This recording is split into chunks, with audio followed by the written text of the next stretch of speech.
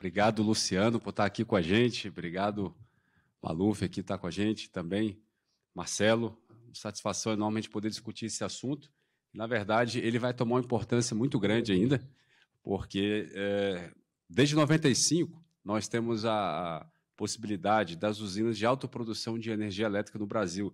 E as grandes eletroindústrias, né, e indústrias de infraestrutura, de mineração, Vale, Votorantim, CSN, eles construíram grandes usinas hidrelétricas ao longo desses anos, e hoje muitas grandes indústrias estão construindo também parques eólicos no Nordeste, já que o potencial hidrelétrico não está sendo muito fácil fazer grandes hidrelétricas mais no Brasil, né? Então, nós temos aí um mercado de autoprodução robusto no Brasil. O Mário Menel preside a BVE, o nosso fundador também, da ABREM. Temos muito carinho para esse regime de autoprodução que tem isenção de encargos e tributos. Ou seja, paga o encargo que é o fio, né? A TUSD ou a TUST. Né? Você vai pagar, mas não vai pagar mais nenhum tipo de encargo e tributo. A gente tem uma redução do custo aí de 30% a 40%. Do custo da energia. Então, assim, o projeto de Waste to Energy, que a gente precisa de R$650 o megawatt-hora, a gente passa a precisar aí de 350, 400, ou seja, a gente consegue competir até com uma biomassa, né? Estaria talvez até com um pouco mais de incentivo para o mercado livre. Ou seja, é uma possibilidade de redução, né, do custo. Agora, vem uma pergunta que eu queria fazer para vocês. A gente tem hoje uma regulação que permite a autoprodução. A produção, se você estiver em outro local, onde está a sua geração, você paga o fio de quem é o dono do fio, né? Agora, você pode fazer a sua rede restrita, obviamente. Mas e os veículos elétricos? Eles não vão conseguir consumir o tempo inteiro a energia elétrica. Como é que fica isso? Como é que fica? Porque a energia do Waste to Energy, Maluf, ela vai gerar 100% o tempo inteiro. Ela para uma semana por ano, ou duas. A gente vai gerar energia com alto fator de capacidade 24 horas por dia. O caminhão de lixo talvez dê para abastecer 24 horas por dia, dá para fazer um regime, mas o ônibus urbano ele tem as suas variações. Tem hora que vai andar, tem hora que o ônibus não vai andar, né? Como é que a gente conseguiria, na parte técnica, né, tirar essas oscilações? A gente vai ter que injetar energia na rede, né, para poder fazer essas compensações. E aí também a pergunta que eu faço ao Luciano: como que a gente faz hoje, se a carga tem que ser 2 kW, né, hoje para autoprodução, então querendo aumentar até 5, né? 5.000 kW, sendo que os ônibus são carga menores, né? A gente tem um projeto de lei, o nosso Programa Nacional de Recuperação Energética tem uma redação que tira essas dúvidas, né? Ela permite que a eletromobilidade, veículos elétricos, caminhões de lixos elétricos se abasteçam num projeto de usina Waste to Energy, possam utilizar essa energia. Aí a gente está eliminando esse fator carga, né? Seria qualquer tensão, qualquer potência. Então, aí a minha pergunta é essa: se hoje seria possível, se o projeto de lei ele é imprescindível, e, tecnicamente, como é que a gente resolve isso? O Marcelo quiser também comentar na questão regulatória, será muito bem-vindo também. Como é que a gente faria isso?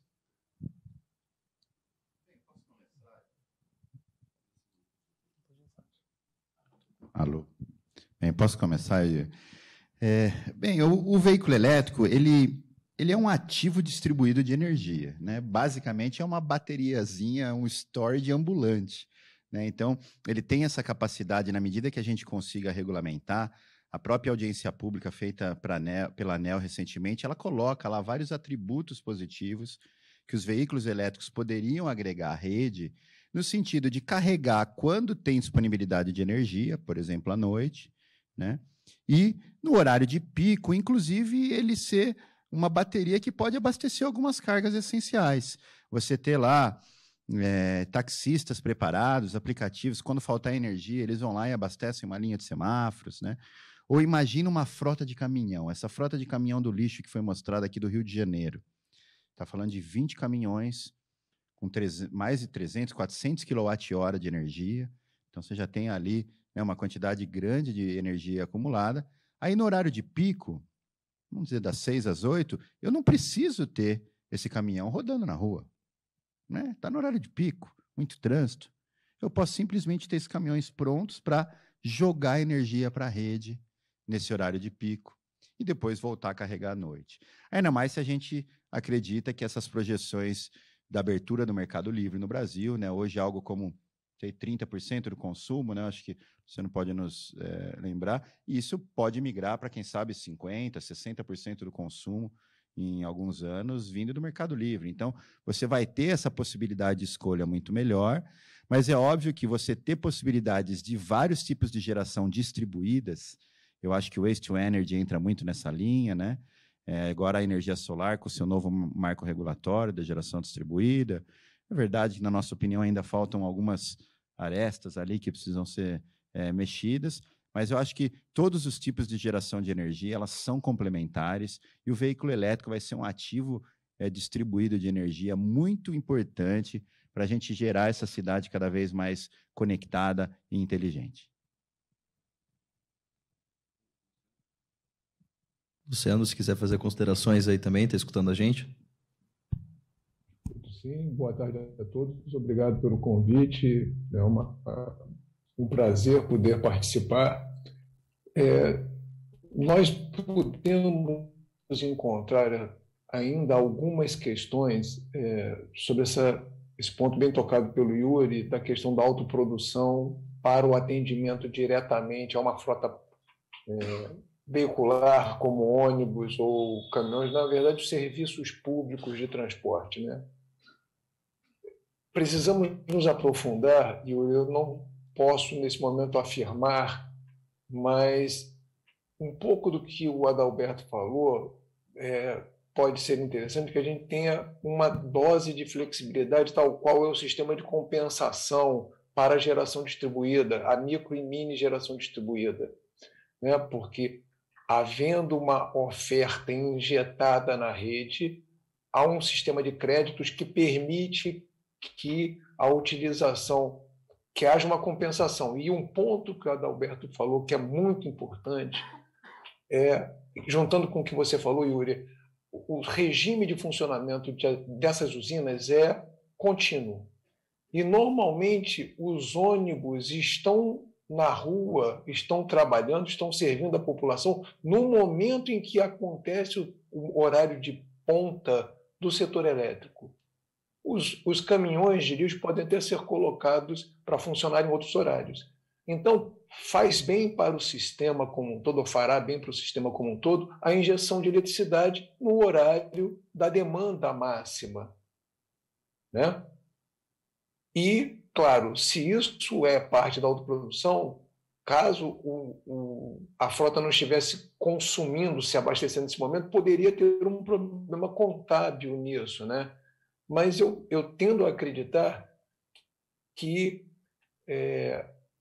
uma boa conversa com os agentes interessados no assunto nos esclarecerá as dificuldades e poderemos verificar se o projeto de lei já é suficiente para dar conta desse assunto ou se a gente precisa fazer alguma coisa que avance mais um pouco, seja no próprio projeto de lei, seja com medidas infralegais capazes de ajudar a evoluir nesse procedimento. Mas me parece que é muito importante isso que nós estamos falando aqui, converter os resíduos, que são um passivo ambiental e uma questão onerosa do ponto de vista, inclusive, de saneamento, numa fonte de energia limpa, para substituir um combustível que nós estamos importando hoje.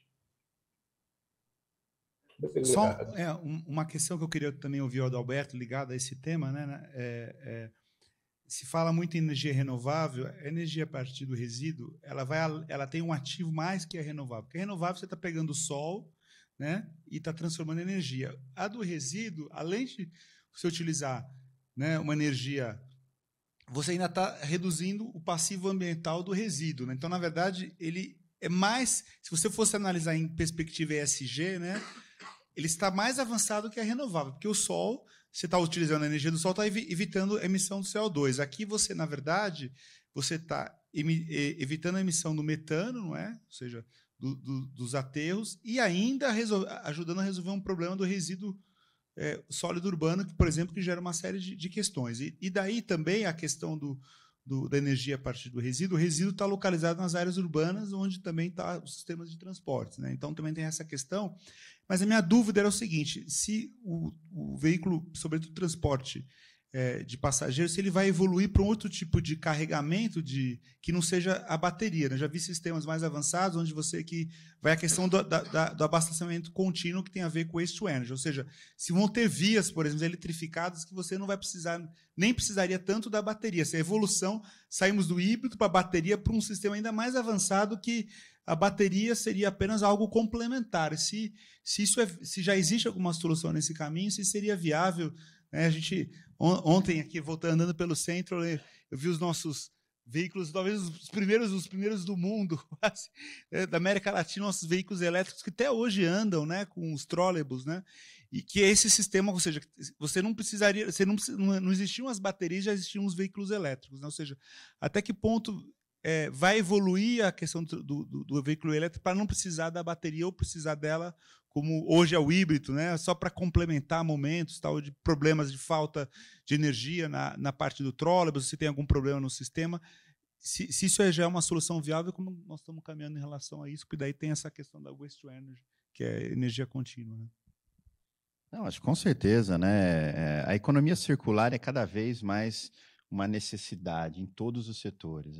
Obviamente, assim, na nossa opinião, a geração de resíduos sólidos, você tem primeiro ali muitas ações para reduzir a quantidade de resíduos, né? Reutilizar, reciclar, mas obviamente o resíduo que sobra é um passivo ambiental e cada vez mais caro para as cidades, né? Cidades que levam quilômetros e quilômetros longe esse resíduo de caminhão, queimando diesel, né? Para levar lá para longe e todos os impactos ambientais. Então, certamente a gente criar essas soluções integradas, gerando uma economia circular, é muito bom. Assim como a eletromobilidade avançou no curto prazo, dentre as soluções de armazenamento, com as baterias, né, em especial as baterias de lítio dominando, e hoje você já tem, inclusive, a economia circular também afetando no que a gente chama da segunda vida das baterias. A própria BYD, a gente tem um projeto lá com a CPFL, com o CPQD, que já está com os primeiros pacotes de baterias antigas de ônibus, de veículos, utilizados em sistemas de armazenamento de energia. Lá na BVE temos 2 startups que já fizeram isso. No último Salão do Automóvel, lá em 2019, teve o stand de uma associada nossa, da Nissan, que foi 100% abastecida com bateria de segunda vida, né, desses veículos. Mas é verdade também que o mundo vem investindo muito massivamente em outras tecnologias, outras químicas, outras soluções de armazenamento. Provavelmente, a bateria de lítio ela vai ocupar ali esse espaço até os 600, 700 quilômetros de autonomia, assim, no curto prazo que a gente vê. Agora, a chegada do hidrogênio provavelmente deve ocupar um nicho, especialmente nos pesados, nos caminhões, por exemplo, se a gente fala de viagens, deslocamentos maiores, né? Deslocamentos acima de 1.000 quilômetros, 1.200 quilômetros. Em tese, faz muito sentido ser com hidrogênio, né? Aí também abrem-se outras oportunidades para o Brasil. A gente tem o hidrogênio verde sendo gerado, vai ser grandes projetos de investimento, né? Ceará, no Rio, aqui em São Paulo, tentativas. O próprio etanol como fonte de geração, né, de fuel cell. Você tem aí várias rotas tecnológicas também de entregar essa solução e superar alguns pequenos desafios técnicos ali que a gente tem no processo. Mas eu acredito sim. Acredito que todas essas novas fontes de energia, renováveis ou as que fomentam esse passivo ambiental para uma nova fonte de energia como o waste to energy, são tecnologias extremamente importantes e complementares aos veículos elétricos e à eletromobilidade.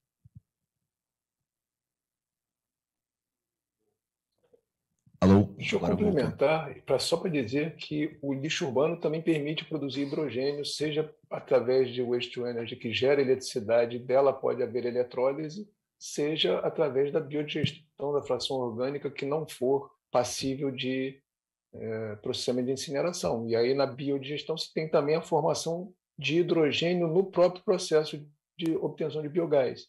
Então também nessa linha os resíduos urbanos estão plenamente disponíveis para oferecer um hidrogênio muito mais limpo do que o verde. Obrigado, Luciano, pela consideração, também, Adalberto. A minha consideração vai um pouco mais assim, o que a gente tem em comum entre o Waste to Energy e a parte de veículos, acho que tanto na parte boa quanto ruim. Eu converso muito com o Luciano, né, Luciano? A gente bate um papo aí direto sobre isso, como fazer um novo modelo de negócio em que o as duas tecnologias se retroalimentam. E sempre focado nessa coisa da COP, das emissões, etc. Estava vendo, por exemplo, o caso de Curitiba, que é a minha cidade natal, esses dias. 1/3 das emissões da cidade vem de veículos do transporte público, certo?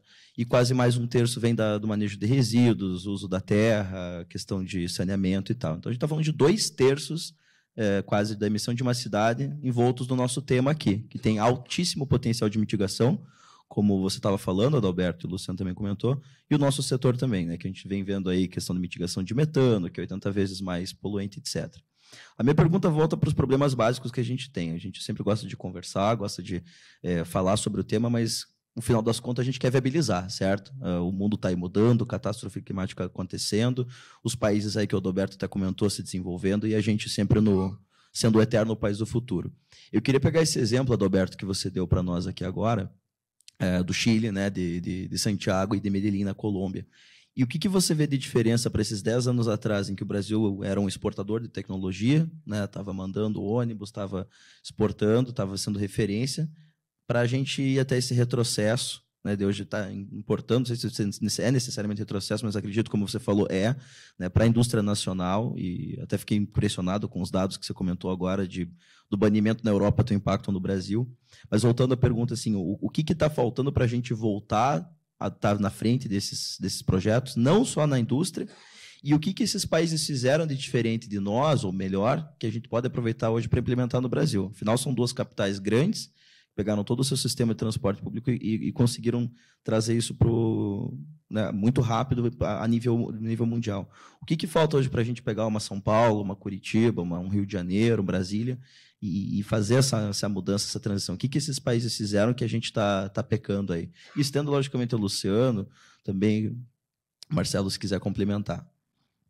Eu passo rapidamente, depois eu abro o Luciano para o Marcelo. Esses cases, né, hoje, na América Latina, assim como os grandes cases internacionais, todos eles tiveram uma liderança política pública muito forte. A Colômbia, o Chile, todos têm planos nacionais de eletromobilidade aprovado. Na Colômbia e no Chile tiveram redução de impostos dos elétricos, né? O caso dos corredores de ônibus da Colômbia, por exemplo, né, o Transmilênio e outros, foram impostos da gasolina que bancaram a infraestrutura de corredores de ônibus. Então, o primeiro passo, eles foram para os híbridos, tiveram muitos ônibus a gás, até que nos últimos anos as maiores licitações foram para competir por preço, colocando alguns critérios ambientais, e os elétricos ganharam todos. Só Bogotá colocou 1.500 ônibus elétricos da BYD em operação em menos de um ano. Então, uma frota 10 vezes maior do que a frota brasileira, só Bogotá colocou em um ano. Hoje, Bogotá e Santiago aí brigam nessa dianteira para ver quem vai ter as maiores frotas. Então, na nossa opinião, lá na associação, a gente precisa que, em especial o governo federal, tenha um papel maior de articulação, de coordenação, de financiamento entre o setor produtivo, a academia, as iniciativas dos governos subnacionais. Eu mostrei alguns exemplos de prefeituras que estão tentando fazer. São Paulo é um exemplo. São Paulo tem a lei do clima, São Paulo colocou metas de redução de emissão de poluentes e de CO2 nos contratos de ônibus. Aí veio a pandemia, foram postergados aí 2 anos, mas até o fim do ano, pela legislação de São Paulo, deve ter 500 ônibus elétricos operando. Foi anunciado recentemente 100 novos ônibus elétricos comprados para serem entregues agora em São Paulo. Até o ano que vem tem a meta de 1.500 ônibus elétricos. Rio de Janeiro anunciou iniciativas para colocar muitos ônibus elétricos. São José dos Campos, que eu mostrei, o corredor principal foi já de ônibus superarticulados elétricos, mas eles também fizeram uma licitação para aluguel de todo o resto da frota de alimentadores, 360 ônibus também elétricos. Então, a gente tem essas iniciativas dos governos subnacionais, mas, infelizmente, eles esbarram ainda na falta de uma política pública mais integrada, né, de ter um financiamento do Banco de Desenvolvimento, de ter uma política industrial, adensamento da cadeia. Hoje, o setor produtivo brasileiro, canetada, porque lá o pessoal da Camex acha que tem que baixar imposto de tudo mesmo, a política industrial não é tão relevante. Eu já ouvi isso lá dentro do Ministério da Economia. Ah, não, política industrial muitas vezes até atrapalha. Não é o que a gente vê pelo mundo. Os Estados Unidos aprovou o maior pacote de infraestrutura e política industrial da história deles. O ano passado, a União Europeia aprovou o pacote verde europeu, são 800 bi de política industrial na veia para fazer a transição da nova indústria. Viu? A Alemanha viu que estava perdendo. A Alemanha saiu de 3% para 16%, foi para 26% de elétrico ano passado. Esse ano já está acima de 30%. Né? Então, eles viram que eles estavam perdendo a corrida tecnológica. E lá o governo vai lá, incentiva, subsidia, banca a transição da indústria. Mas, infelizmente, no Brasil não é o que a gente vê. Na nossa opinião, cada vez mais a gente está perdido aí em debates, às vezes até ideológicos, que não põem o cerne da questão na roda para a gente debater a sobrevivência do parque produtivo, a transição para essa nova indústria e o desenvolvimento da economia de baixo carbono, que é muito benéfica para o Brasil, porque a gente já é um líder mundial na geração de energia limpa e renovável. Não, perfeito. Eu acho essa questão do governo, como eu tinha comentado, né? Na Alemanha também tem o Plano Nacional de Eletromobilidade, foi onde aconteceu essa mudança. Então, realmente, sem esse incentivo do governo, como você comentou, não é só uma questão ambiental. Hoje, quem não tiver na economia verde não vai ter empresa no futuro. Né? Não vai ter, porque assim, vai ser todo mundo vender CD enquanto, né? Ou seja, nós vamos virar a indústria do CD, o Brasil, porque ninguém mais precisa do CD, porque já tem outras, a tecnologia evoluiu e a gente está ainda continuando. Então, essa é a questão que o Brasil precisa acordar, né? Que, na verdade, hoje, quando se fala em economia verde, não é mais apenas meio ambiente, né? Por isso o ESG, sem economia verde não há mais indústria, não há desenvolvimento econômico. Então, acho que essa questão que precisa ser, né? Concordo plenamente aí com suas palavras. Vocês me perdoem divergir um pouquinho, mas eu acho que aí vai fortalecer o debate, né? A tentativa de construção de um consenso. Os países que foram citados são países de alta renda, né? No desenho internacional, são países que estão avançados com relação ao Brasil. Então, a opção pelos governos fazerem aporte para facilitar a penetração e desenvolvimento de certas tecnologias que as indústrias daqueles países desenvolveram e, portanto, detêm propriedade intelectual sobre isso, é natural. Né? A gente tem que ver isso como política industrial, muito bem colocado pelo Adalberto, mas isso é preciso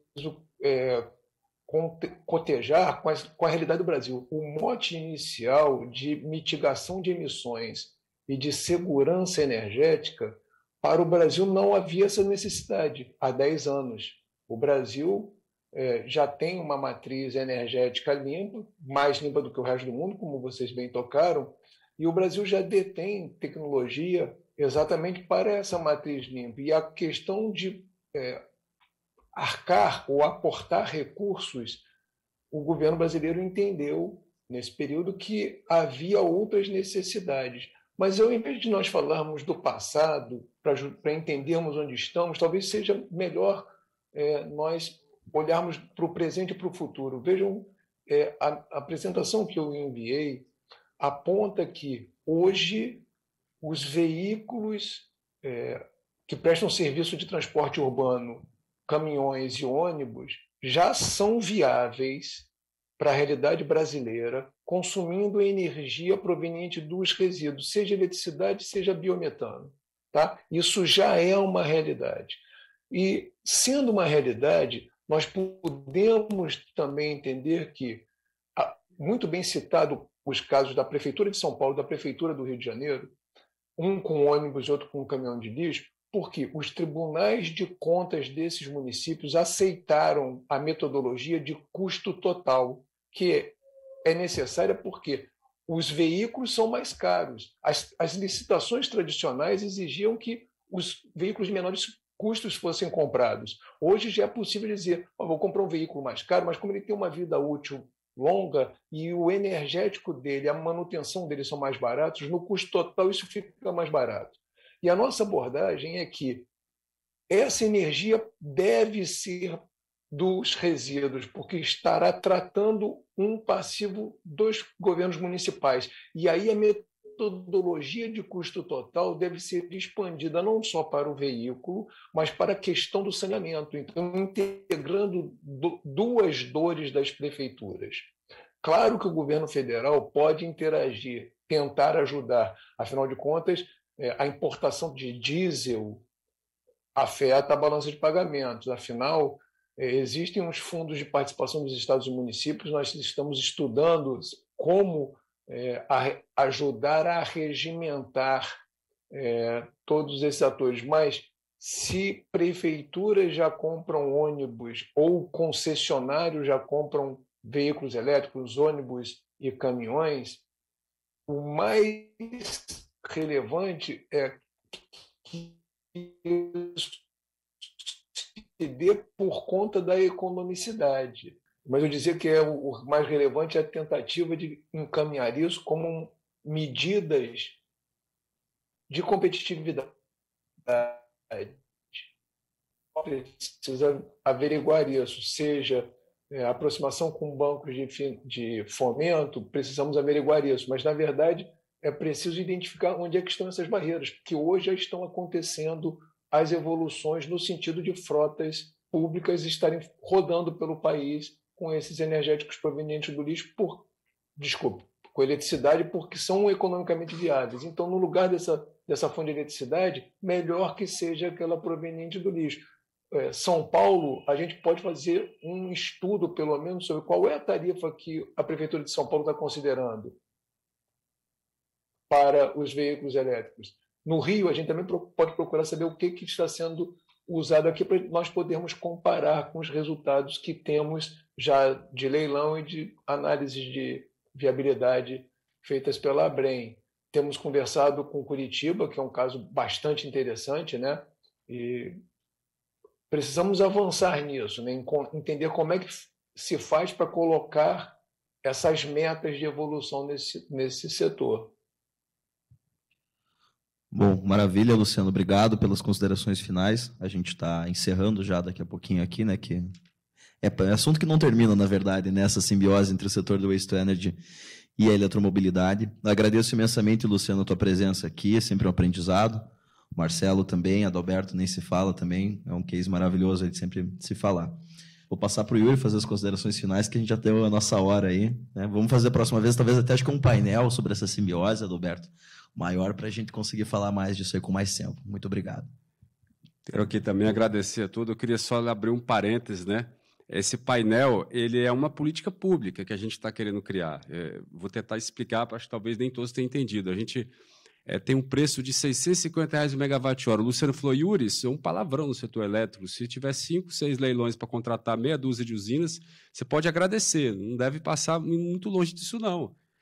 Você precisa correr atrás de outras formas de contratar. Aí que surgiu a ideia do Luciano. O Luciano falou, Yuri, a gente tem que criar uma política pública diferente. Veja se não faz sentido a gente fazer uma usina e a gente abastecer ônibus urbanos, metrô, trem elétrico, ou quem sabe, caminhão de lixo elétrico. Na usina, usando essa energia no regime de autoprodução, e a gente reduz o preço drasticamente. E o Luciano ainda deu um dado. Hoje, o ônibus elétrico, né, ele está pagando, convertendo diesel por megawatt-hora, R$ 1.500 o megawatt-hora. E a gente precisa de 400. Então, significa dizer que a gente consegue reduzir em 3 vezes o preço da tarifa que o cidadão paga no ônibus e ainda viabilizar uma usina de lixo. Isso é possível? Isso é possível. O sistema já está criado. E, inclusive, foi o próprio Luciano que nos trouxe, apresentou o Maluf para a gente, então fez essa conexão para a gente criar essa política pública. Então, eu quero aqui agradecer ao Luciano. Luciano, se algum dia a gente viabilizar esse projeto, a gente tem que lhe dar um prêmio, meu amigo, porque você foi o autor de toda essa ideia que a gente está construindo dentro da ABREM e a gente fica muito satisfeito da EPE, empresa de pesquisa energética, está dedicando horas de estudo para apresentar novas formas de viabilizar os projetos do Waste to Energy do Brasil. Muito obrigado, agradeço a todos vocês que estão aí com a gente, também acompanhando até esse horário aqui, presencialmente, online, e a ABREM coloca-se à disposição de todo mundo. Agradeço imensamente aqui o Noel, o nosso cerimonial, toda a equipe da FRG, Tiago Fraga, toda a Letícia, Taluane, todos aqui que estão presentes, ajudando que esse evento pudesse se tornar uma realidade. A Solar TV também, agora que a Solar também é a TV Resíduos TV Waste Energy, a revista Waste Energy e todos os nossos patrocinadores. Sem vocês, esse evento não teria acontecido. Muito obrigado a todos. Esperamos você na nossa segunda edição do nosso 4º Fórum de Valorização Energética e Resíduos. E nós estamos pensando aí, quem sabe, em levar para Brasília, né? Então, contamos com todos vocês. Muito obrigado.